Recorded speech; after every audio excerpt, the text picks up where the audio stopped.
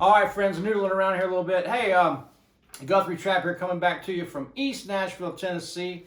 It's been a while, I know it, man. I'm just trying to keep my chin up with all this Corona stuff. Man, I tell you, the first month was awesome for me, just hanging here at home.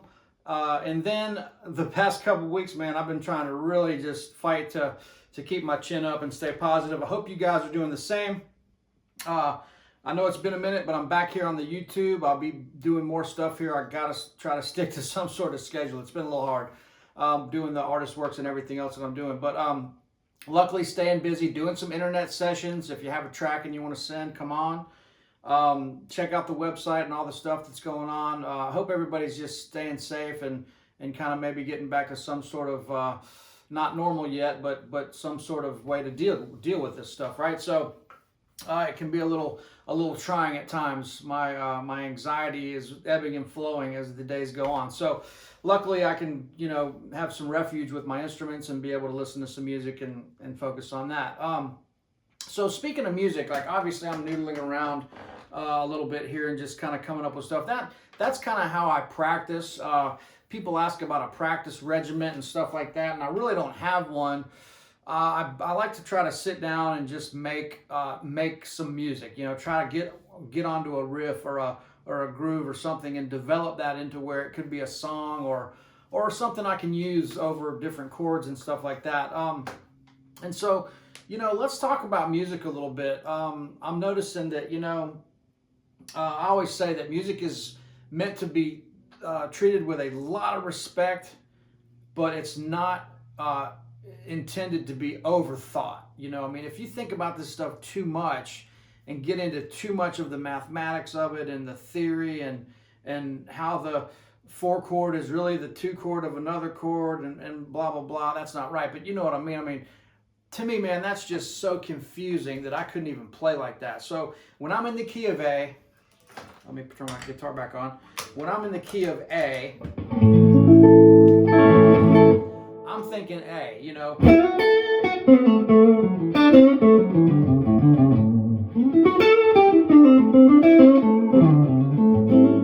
Could be A dominant 7. So when I go to the 4 chord, I'm thinking I'm in D for just a second.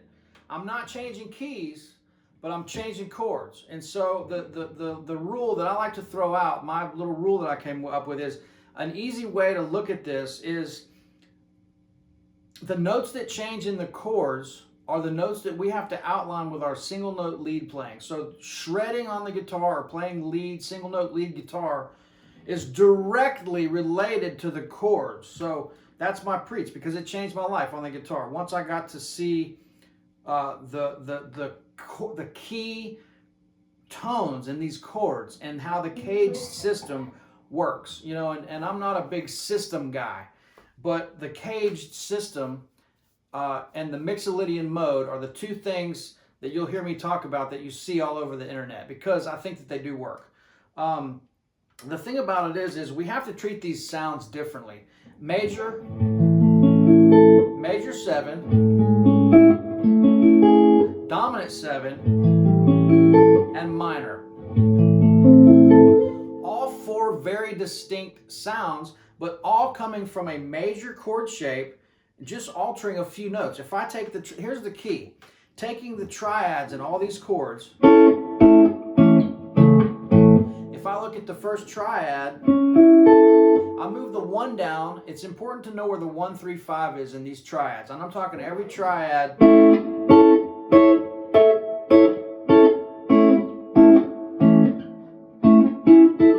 Right, all the chord shapes. There's only 5 of them. And so once you learn those triads, learn where the 1, 3, 5 is.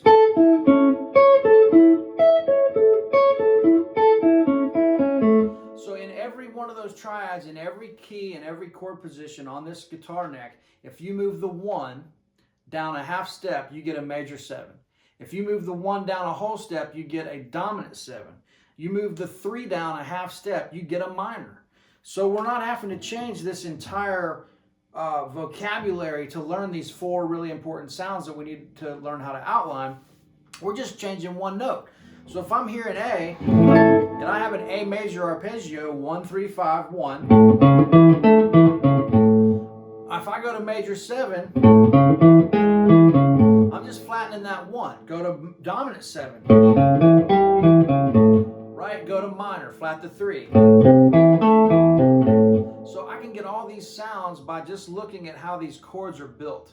And so when you start looking at that and these triads start coming together, that's when you're really starting to see how the guitar works and how you can start using this to play over chord changes and be able to really navigate your way through the guitar. So this is kind of stuff I like to talk about.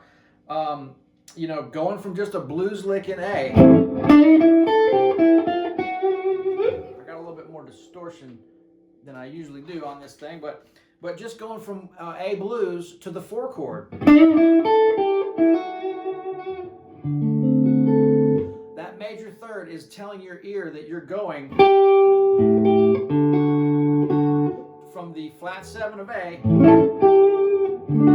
to the major third of D. And I don't care if it's D7, D9, could be D major. You can still use that mixolydian, which is that sound, which it's very important because here's the other thing that I want you guys to realize. You cannot play major pentatonic or minor pentatonic by themselves over a dominant 7 chord, because there's parts of both. There's the major third and the flat 7. So if you play too much major,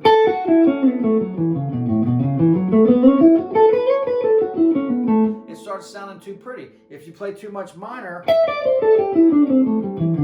you're not hearing enough of the major third. So this is where our playing jumps from the pentatonic level to the next level, where we're mixing these sounds together. And this is where it really becomes crucial to be able to see these chord tones, because you're using the major third. Like I might go all the way down A minor pentatonic in an A dominant 7. But I end on the major third because it brings my ear back to about that time. I want to hear the major third because I'm starting to get too far out there. I want to come back.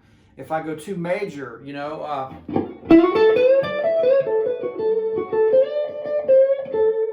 want to put some blues in there because it's getting a little too far.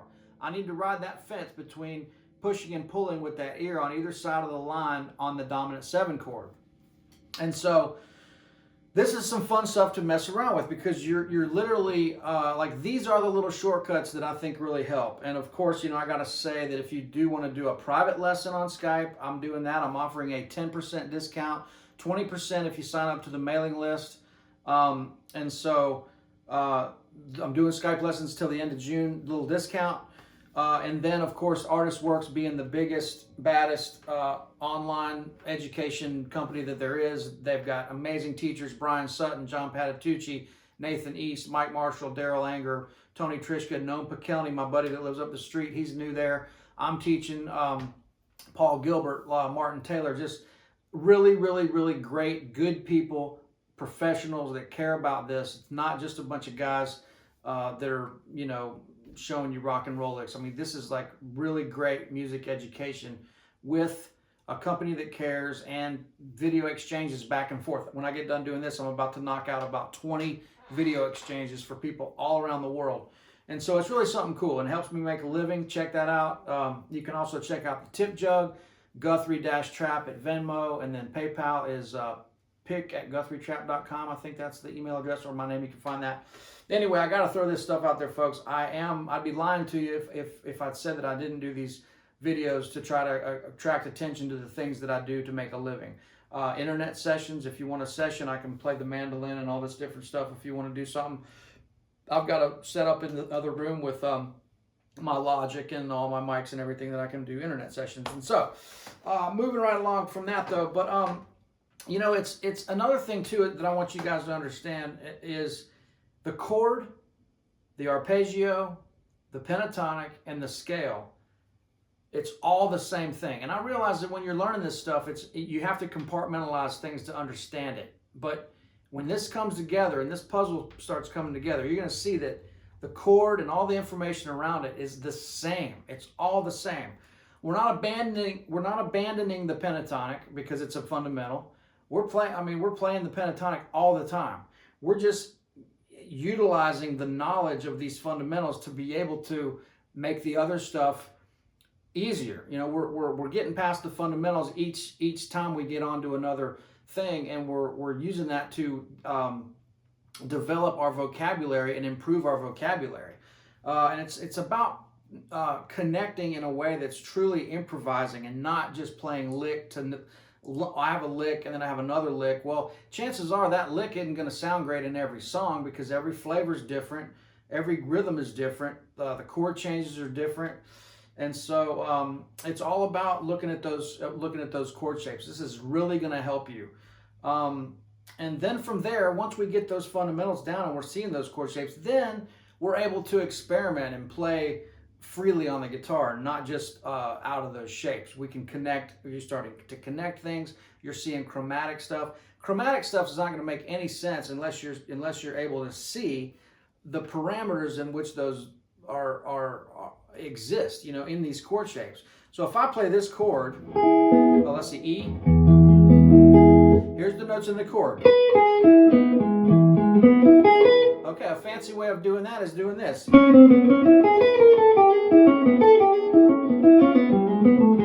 Or whatever lick you want to come up with. Little swing lick, little western swing lick, right?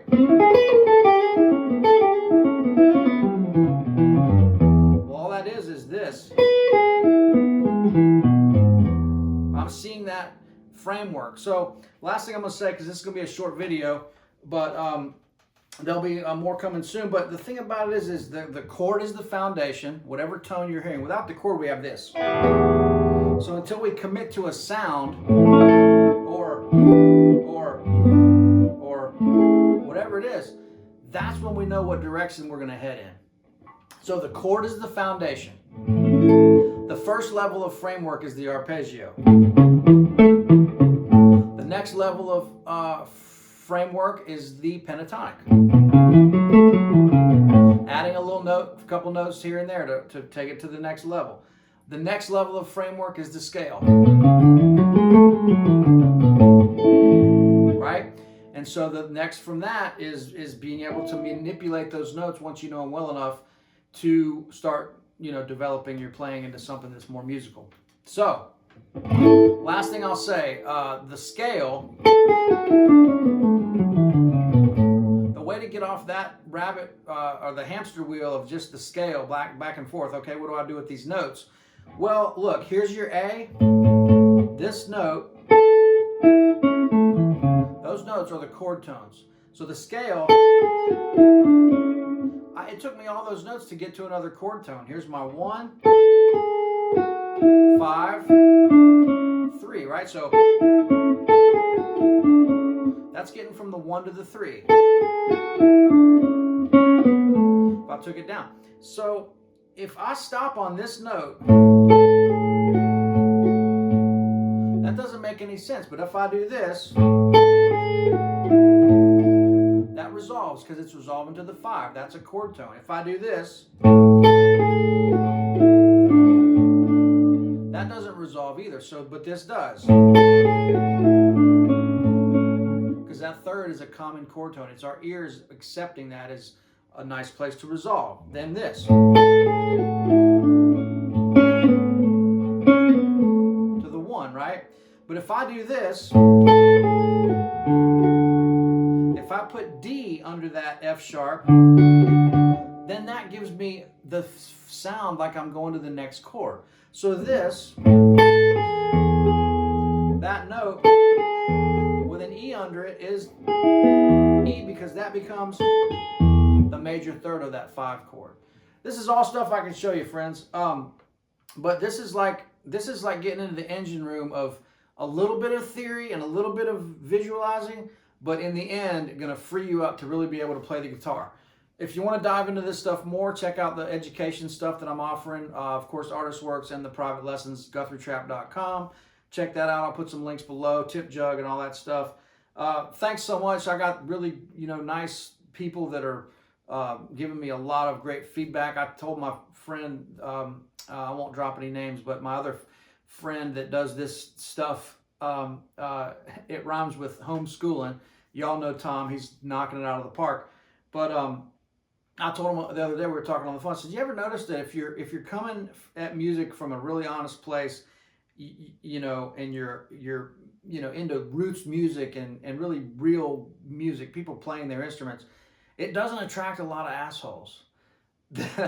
There's just good people out there that are true music fans. They happen to mostly be nice people. Out of thousands of comments, I've only had a couple that kind of, you know, were saying that I don't know what I'm talking about and all that stuff. Well, hey man, you know what? What do you want for nothing? Your money back? This is free stuff. If you don't like this channel, you can always click on something else and check it out. But I'm happy you're here at mine, and my friend Tom and other guys that are doing this, Brett Papa and all my friends that are educators and great guitar players. And so, man, thanks again. Stay in touch. Stay safe. Hopefully this all will pass soon, and we'll get on to our normal carefree lives. And I just appreciate the positive support and all the energy. See you guys real soon. All right. Bye.